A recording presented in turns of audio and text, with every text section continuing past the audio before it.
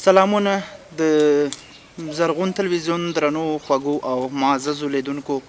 ستړي مشئ هیله ده ښه به یاست دوستانو ځانګړی مرکه پروګرام ده زموږ سره د اتل غازي د ببرک خان د کورنۍ غړی ښاغلی قاضي احمد ببرکزی زموږ سره میلمه دی په نن خپرونه کې به د ښاغلي ببرکزي صاحب سره د همدغه دوی د کورنۍ د غازي ببرک خان د کورنۍ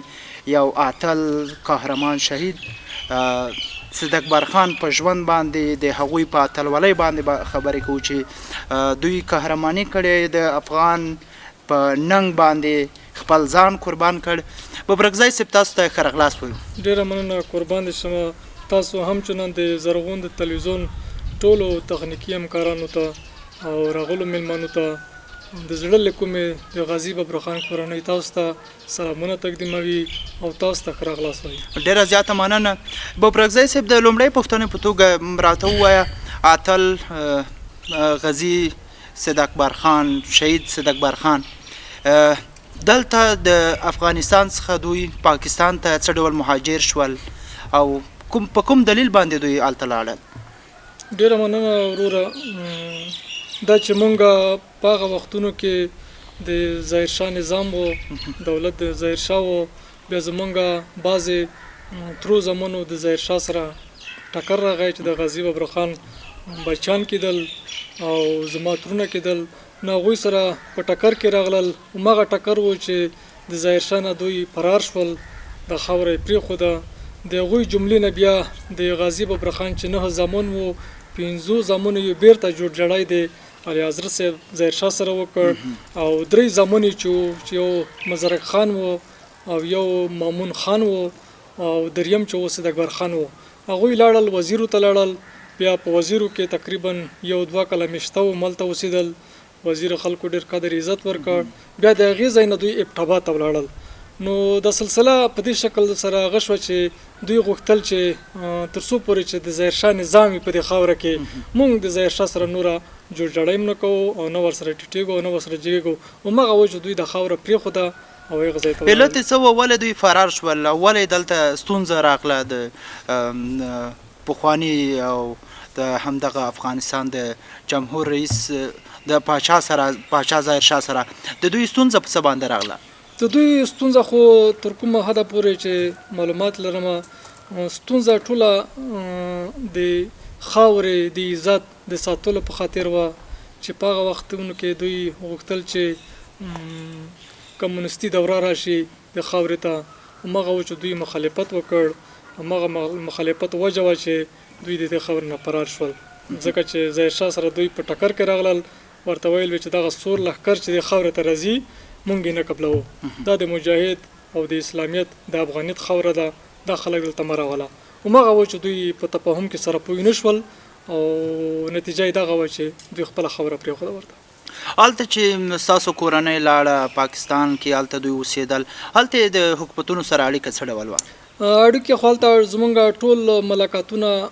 ټول رفت آمد ټیټول جګول د هغې خلکو سره ټول قومي اړخ وه زمونږ قومي اړخ و او موږ په هغه دولت باندې هم غږ کړی و د پاکستان په دولت باندې چې د غازي ببرک خان بچیان په سیاسي ډګر کې تاسو معلوموئ او دوی چې راغلي دي خپلې خاورې نه چې راغلي دي خپل کوم درد چې د دوی په سینه کې موجود دی هغه د خپل د پاچا نه راغلی دی دلته راغلي دلته ډېره شوي دي خو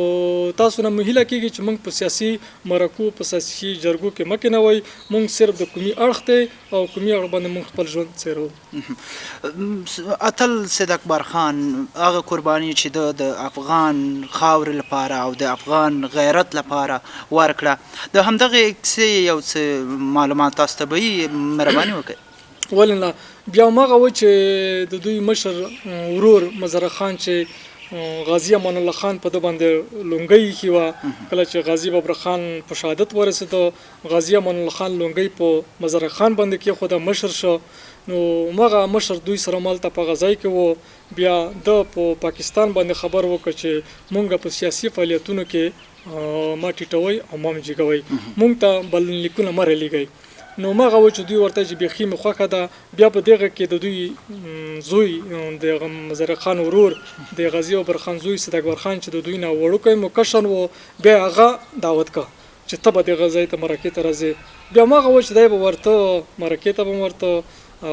سیاسي فعالیتونه به د دوی چې کوم وو په هغوی کې به کېناسته. نو مغه و چې یو ورځ راولپنډۍ ښار ته ورغی. نو راولپنډۍ په ښار کې تقریبا دوی په یو هوټل کې ډېرې شوي وو چې شپه یې په هوټل کې وکړه، د راولپنډۍ په هوټل کې وکړه. نو د غازي صدیق اکبر خان سره خپل یو زوی دلاور خان په نوم باندې چې د 8 کالو په عمر کې و، هغه هم ورسره و چې اوس هم ژوندی دی، سپین ږیری دی. نو دوی چې کله د هوټل شپه تېره کړه، سبایي د غونډې محفل ته راځي. نو په مغه ځای کې هغه ورته وویل، صدیق اکبر خان ورته وویل چې زویه د مڼې مربا چې ده د سهار چای سره ډېره خوره. د خپل زوی ته ویل، دلاور خان ته ویل، ده ورته ویل چې ښه به خورم. نو هغه چای مې سبایي سره وڅښو، مرکې ځای ته راغلل، غونډې ته راغلل چې تقریبا 1 لک نه زیات خلک ورته راغلي وو. لکه تلي خان ته، لکه تلي خان یو داسې پاچا و د صدر اعظم د پاکستان و چې 40 کاله د خپله پاچاهي بالکل په زور کړې ده. حاکم سړی و، زورواکی سړی و او تکړه سړی و خلکو دپاره. نو څوک داسې نه پیدا کېدل چې لکه تاسو وړاندې وویل چې دوی د پاکستان حکومت نه بار بار غوښتنه کړې وه چې دوی ته دې په سیاسي بلنلیکونه نه لیږي تر څو هغه زموږ کورنۍ په سیاست کې ښکېل نه شي. نو بیا ولې هلته صدیق اکبر خان تللی و هغه مرکې لپاره چې هلته لویه جرګه به راټوله شوې؟ بلې صدیق اکبر خان خو ما مخکې درته وویل چې د دوی کشر زوی و، د غازي اکبر خان کشر زوی و او په دې ورونو کې هم دی کشر و. نو یو احساساتي دلاور سړی و،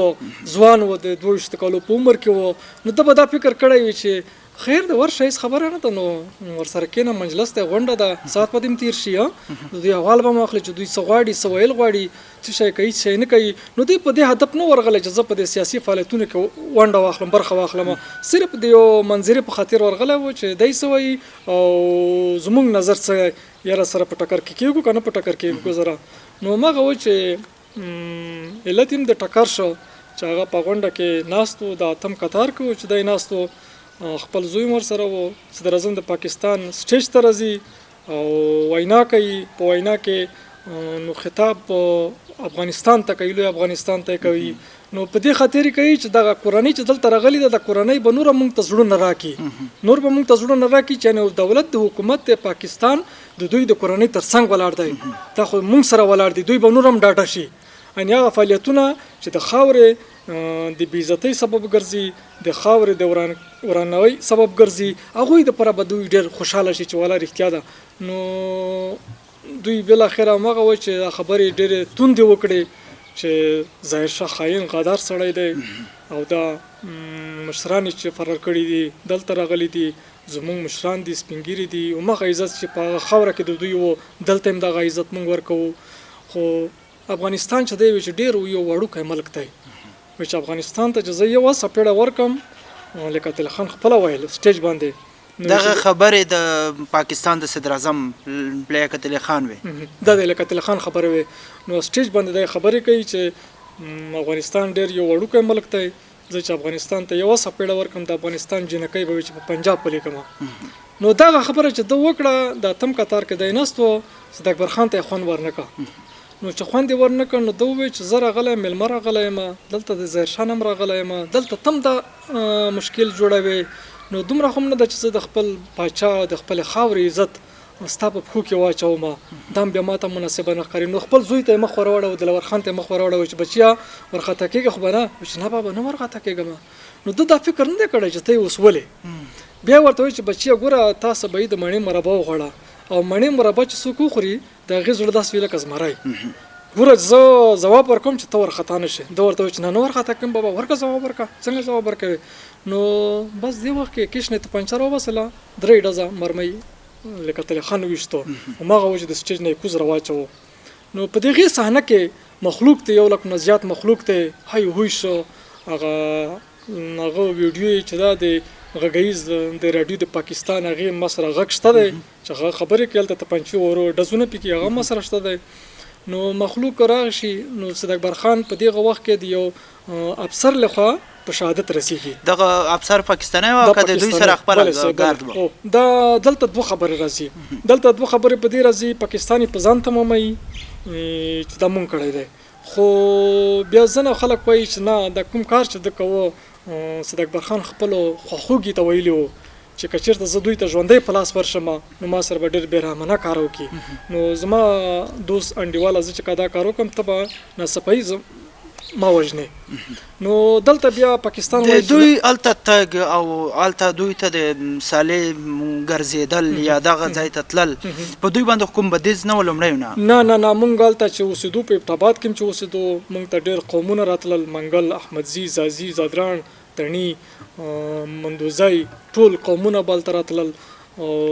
د ټوپکو د سلا د ګرځولو ټولو اجازه وه مونږ ته. زمونږ کورونو شاو مخ ته پوځیانو خیمې وهلې وې، زمونږ امنیت ټول د دوی په غاړه و. نو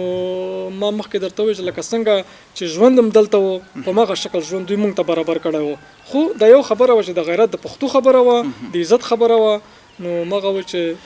د یو لکه څه ډول چې صدیق اکبر خان هغه خپله قهرماني او هغه خپل غیرت چې د بل هیواد په مقابل کې د جګ شو هلته په پردۍ خاوره کې یو څوک داسې راچپه کوي، همدغه د دغه قهرمان غازي ببرک خان د کورنۍ هغه غیرت په ده کې لا ژوندی پاتې و. لکه تاسو وړاندې خبره وکړه دغه خبره چې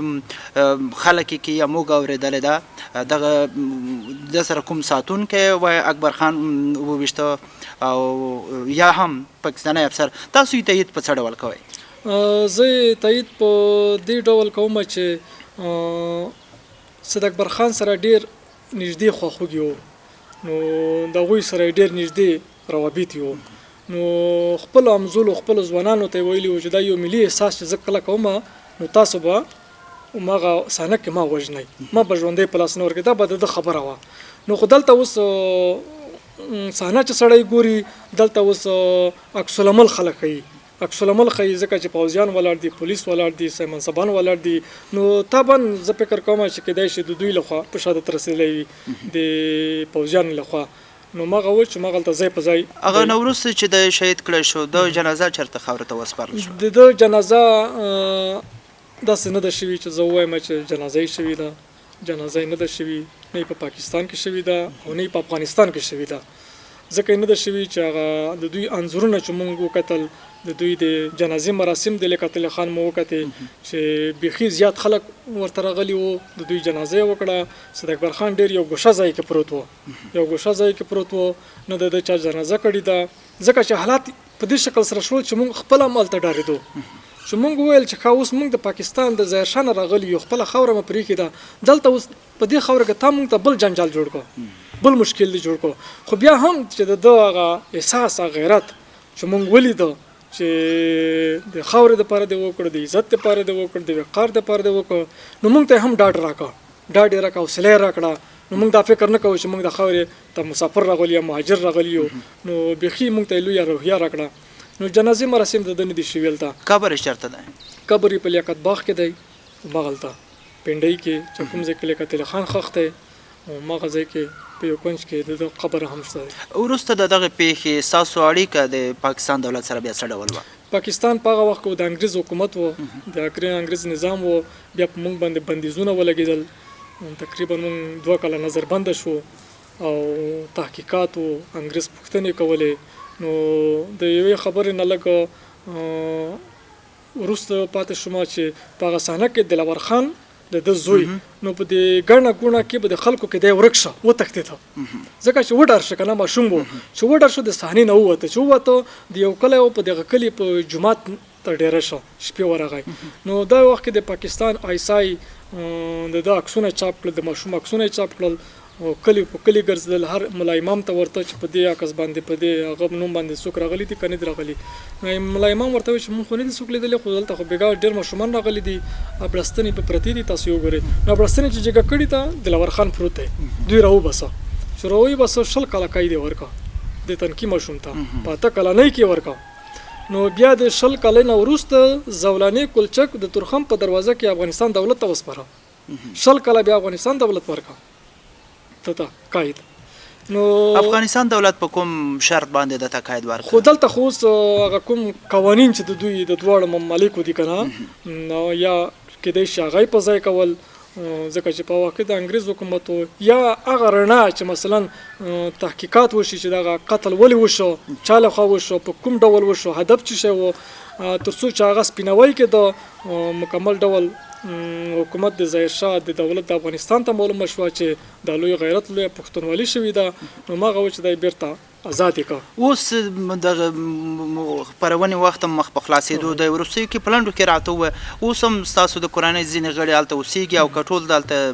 په افغانستان کې؟ زه د هغې زموږ د کورنۍ غړي صرف او صرف د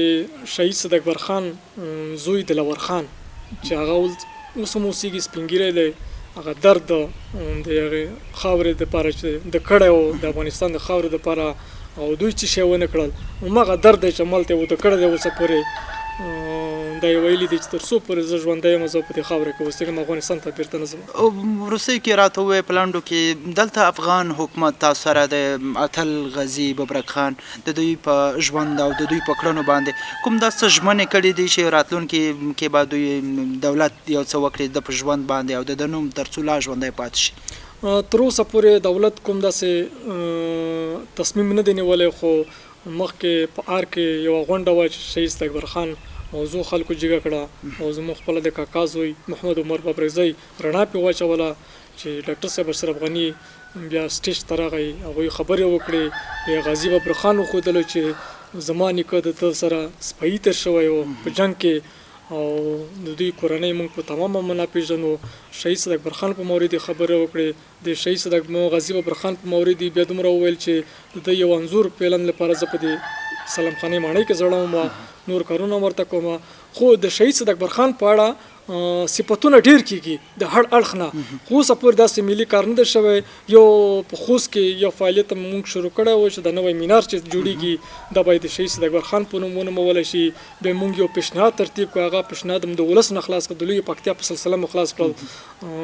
مثلا چې په دې کې ولایتي شورا ده، د هغه سردار مولوي ټولنیز شورا ده، غټه غټه شوراګانې چې کینی و هغه د ټولنې چې کومې دي دغه ټوله موږ ته مهرونه پرې ولګول، ټاپې یې کړې راته، ولایت نه مو خلاصه کړه، والي صاحب نه مو خلاصه کړه، پاس مرکز نه مو خلاصه کړې ده، نو اوسه پورې د معامله ګونګه پاتې ده، معلوم به شي چې څه به کېږي. ډېره زیاته مننه ببرکزی صاحب چې زموږ سره مو خبرې وکړې او د قهرمان صدک برخان په ژوند باندې راته وغږېدئ، د دوی په قهرمانۍ باندې مو خبرې وکړې. قربان مو شم، ډېره مننه، تاسو نه زیاته مننه کوم چې تاسو خپله تکلیف وباسلی دی، غازي ببرک خان ټاټوبي ته راغلی یئ او ستاسو نه بیا هم یادوري کوم چې ټولو تخنیکي همکارانو او ستاسو څخه او د راغلو مېلمنو څخه یو جهان مننه کوم. کور او ودان. ډېره زیاته مننه. د زرغون تلویزیون درنو خوږو او قدرمنو لیدونکو، زموږ سره په نن خپرونه کې